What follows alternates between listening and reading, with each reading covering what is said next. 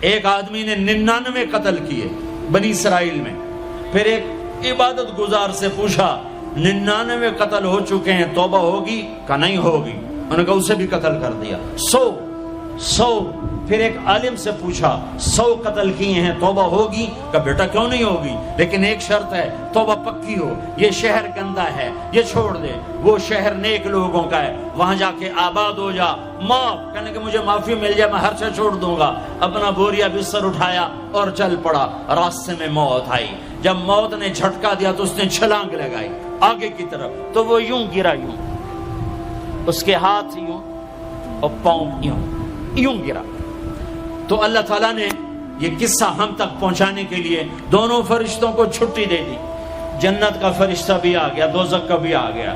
دوزخ کا فرشتہ کہنے لگا ہمارا مجرم ہم لے جائیں گے. جنت کا فرشتہ ہمارا مہمان ہم لے جائیں گے. جہنم کا فرشتہ توبہ نہیں کی ہمارا مجرم ہم لے جائیں گے.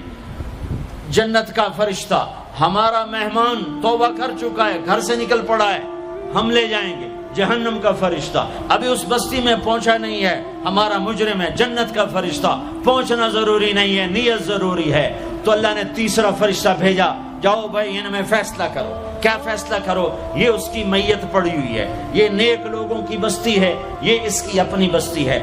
فاصلہ ناپو، اگر اپنے گھر کے قریب ہے تو جہنم والے لے جاؤ، اگر نیک لوگوں کے گھر بستی کے قریب ہے جنت والے لے جاؤ. جیسے یہ مائک اس سائیڈ کے قریب ہے، اس سائیڈ سے دور ہے. یہ یہاں گرا پڑا پانی، یہ یہاں گرا پڑا تھا، گھر کے قریب تھا اور نیک لوگوں کی بستی سے دور تھا. جب ناپنے لگے تو اللہ نے ادھر کی زمین کو کہا سکڑ جا، اور گھر کی طرف کی زمین کو کہا پھیل جا. جب پیمائش ہوئی تو اپنے گاؤں سے دور اور نیک لوگوں کے گاؤں کے قریب ہو گیا. تو اللہ نے فرمایا چلو ہمارا مہمان ہے جنت. توبہ سے نہ گھبراؤ، میرا رب کہتا ہے پوری دھرتی گناہوں سے بھر دے اور آسمان تک گناہوں کو لے جا. ایک دفعہ کہہ دے یا اللہ میری توبہ تو سارے معاف کر دوں گا. تو بھائیو ہاتھ جوڑتا ہوں، آؤ ہم توبہ کریں. نیت کرتے ہو؟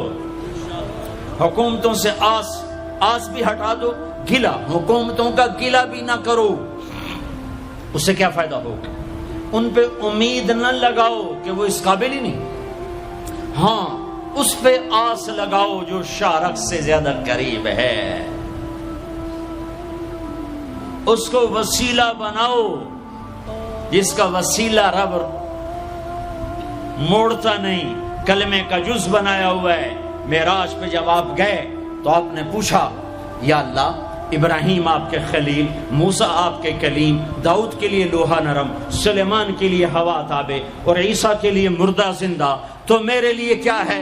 تو اللہ تعالیٰ نے فرمایا اولیس قد آتیتک افضل من ذلک کلہ، اے میرے حبیب واہ تیرے لیے سب سے اعلیٰ، سب سے اعلیٰ، سب سے اعلیٰ کیا؟ یا اللہ کیا؟ کہ وہ یہ ہے کہ اللہ ذکرت الا ذکرت معی، قیامت تک تیرا میرا نام اکٹھا رہے گا، جدا نہیں ہو سکتا. جیسے تیرے رب کا نام باقی ہے، تیرے نبی کا نام بھی باقی رہے گا، تیری نسل کا نام بھی باقی رہے گا، تیرا حسب نسب بھی باقی رہے گا. ہمیں پتہ نہیں ہمارا نبی تھا کون، ہمارا نبی کیسا تھا، ان کی زندگی کیسی تھی، ان کے گھر کا کیسا تھا نظام، باہر کا کیسا، ہم جانتے نہیں. ہم سیکھو اپنے حبیب کی معاشرت سیکھو، تجارت سیکھو.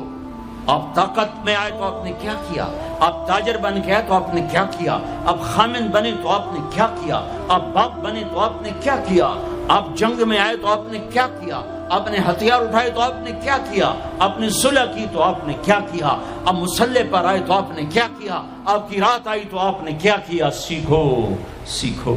یہی تبلیغ کا پیغام ہے کہ تبلیغ میں نکل کر اللہ اس کے رسول کی مبارک اور پیاری زندگی مرنے سے پہلے سیکھو.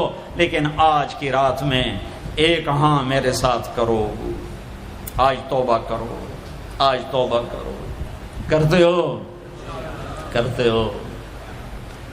توبہ کرتے ہو؟ کہو یا اللہ میری توبہ، پھر کہو یا اللہ میری توبہ، پھر کہو یا اللہ میری توبہ۔